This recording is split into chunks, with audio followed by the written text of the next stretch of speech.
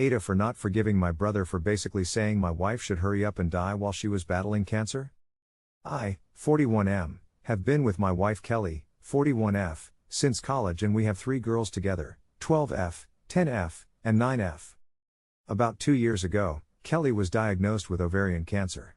Her prognosis was relatively strong under the circumstances, but it was terrifying for our family. Kelly was very sick, and had to go through chemotherapy as well as a hysterectomy. The good news is that she's in remission now, but the doctors are still monitoring her closely in case the cancer returns. I have an older brother named TJ who is insanely smart, successful, and fun, but he's also self-absorbed and makes rude comments frequently.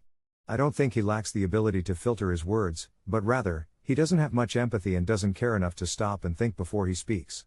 I've let a lot of his comments go over the years because he's my brother, but something he said while Kelly was in the middle of her chemotherapy that has stuck with me.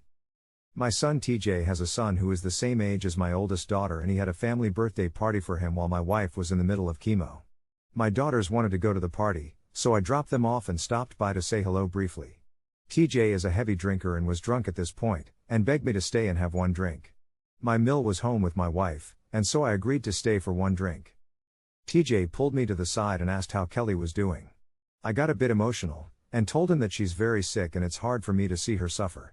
TJ told me he wasn't trying to sound harsh, but the best thing for everyone would be for her die quickly instead of dragging it out. He said she didn't deserve to suffer and that the girls and I won't be able to move forward with our lives until she passes away. To be honest, I was floored. I told my family that Kelly was very sick and that her life was at risk, but that her chances of survival were strong under the circumstances. I don't know if he wasn't listening or didn't care enough to remember, but I have no idea why he took it as a given that Kelly was dying. It was painful to hear him speak about this so flippantly, especially when my wife was fighting so hard to be around for me and our children. I should have told him right then and there that his comments sucked, but I was honestly exhausted and too hurt to do anything other than get back home to Kelly. My wife obviously had enough on her plate, so I never told her about this conversation. Others, including my mom and Kelly, have noticed that I don't do things with TJ anymore and that I avoid him at family events. I'll also note that my other brother, parents, and close friends were incredibly supportive of our family during this time. They checked in regularly, watched our girls, visited Kelly in the hospital, and said yes to anything we needed. TJ did none of those things. He asked how she was at family events and called to see if I wanted to do the things we normally do together, i.e., golf, but aside from asking how Kelly was feeling, he didn't really acknowledge the situation. He even invited me to Vegas with some of his friends and their wives while Kelly was in the middle of her treatment, as though there was nothing going on in my life.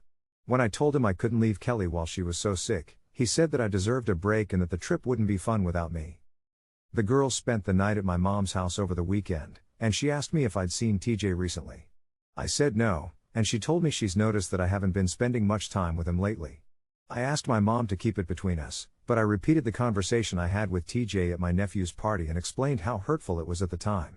My mom looked shocked, and said it was a horrible thing for him to say. I told her I need space from TJ, and she urged me to talk it through with him.